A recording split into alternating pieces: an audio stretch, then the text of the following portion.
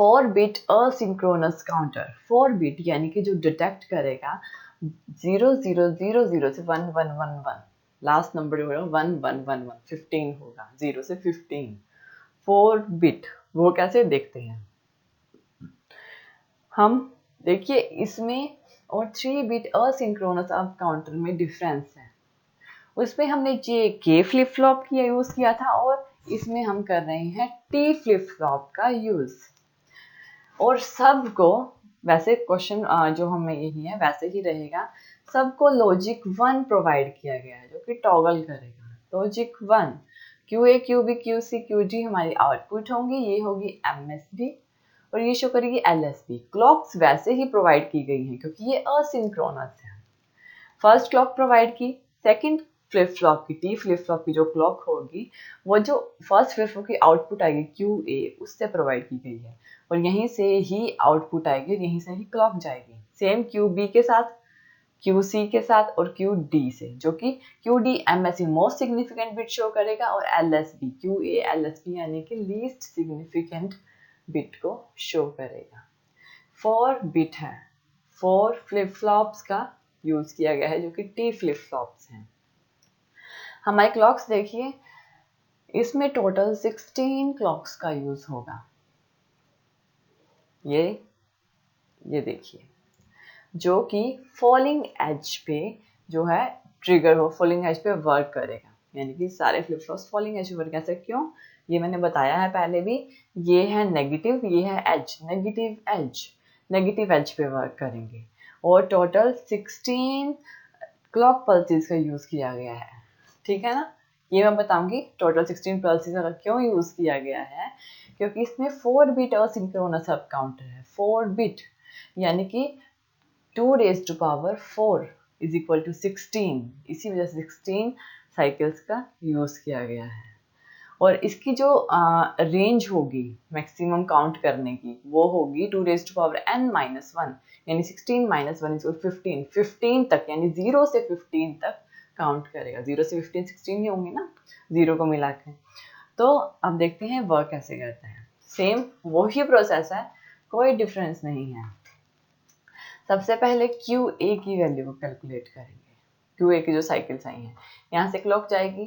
सबसे पहले जो है इनिशियल वैल्यू 0 है, तो ये कब तक 0 रहेगी, जब तक फर्स्ट फॉलिंग एज नहीं आ जाती, यहाँ तक 0 रहेगी। फिर ये टॉगल करेगी और हाई हो जाएगी, और तब तक हाई रहेगी जब तक नेक्स्ट फॉलिंग एज नहीं आ जाती। इस तरह से जैसे ही यहाँ फॉलिंग एज आई हाई से, वो फिर लो हो गई, ठीक है। और जब फॉलिंग एज आएगी तो ये फिर लो हो जाएगी नेक्स्ट फॉलिंग एज तक। जब नेक्स्ट फॉलिंग एज आएगी वो फिर हाई हो जाएगी नेक्स्ट फॉलिंग एज तक, फोर्थ फॉलिंग एज तक। तो फोर्थ फॉलिंग एज आई तो ये फिर से लो हो जाएगी फिफ्थ फॉलिंग एज तक, और सिक्स्थ पे वो फिर हाई हो जाएगी। ये तो आपको अब पता लग ही गया होगा कि ये कैसे वर्क करता है, क्यू ए की वैल्यू कैसे आती है। बिल्कुल सिंपल है, कोई भी इसमें कॉम्प्लिकेशंस नहीं है। तो इस तरह से ये वर्क करेगा। फॉलिंग एज पे देखिए, यहाँ पे फॉलिंग एज पे आएगा, ये भी फॉलिंग एज पे और ये भी थोड़ा सा डिस्टर्बेंस है, लेकिन ये फॉलिंग एज पे आएगा। नेक्स्ट है क्यू बी की वैल्यू जो आएगी।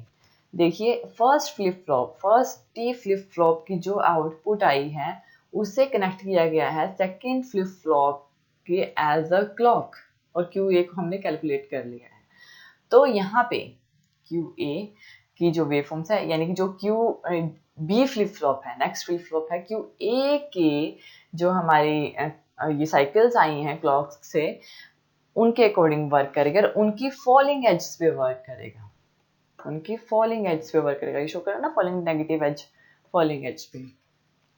सेम वैसे ही बी के लिए, क्यू बी की वैल्यू के लिए इनिशियल वैल्यू 0 है और यहाँ तक 0 रहेगी, और जैसे ही नेगेटिव एज आएगी तो वो हाई हो जाएगी, और फिर नेक्स्ट फॉलिंग एज तक वो फिर लो हो जाएगी और 0 रहेगी, और यहाँ इस पॉइंट पे फिर हाई होगी, इस पॉइंट पे लो हो जाएगी, इस पॉइंट पे फिर से हाई हो जाएगी। देखिए अब इसमें तो मुझे लगता नहीं कि आपको कोई भी प्रॉब्लम होगी। और क्यू सी और क्यू डी की वैल्यू भी हम इसी तरह से कैलकुलेट करेंगे। ये जो हमारी वेव फॉर्म्स है, जो हमारी साइकिल्स आई हैं, इसी तरह से क्यू बी जो यहाँ से आई है, ये वाली इसको प्रोवाइड करेंगे as a clock third T flip flop की एज अ क्लॉक। और ये भी फॉलिंग एज पे, यानी कि इसकी जो भी साइकिल्स आएंगी वो इसकी साइकिल्स पे क्यू ए की क्लॉक साइकिल्स पे डिपेंड नहीं करेंगी, वो क्यू बी की साइकिल्स पे डिपेंड करेगी और इनकी फॉलिंग एज में वो करेगी वर्क। सबसे पहले इनिशियल वैल्यू 0 है तो वो 0 रहेगी। कब तक 0 रहेगी? जब तक फॉलिंग एज नहीं आती। जब फॉलिंग एज आएगी तो वो हाई हो जाएगी, फिर हाई रहेगी नेक्स्ट फॉलिंग एज तक।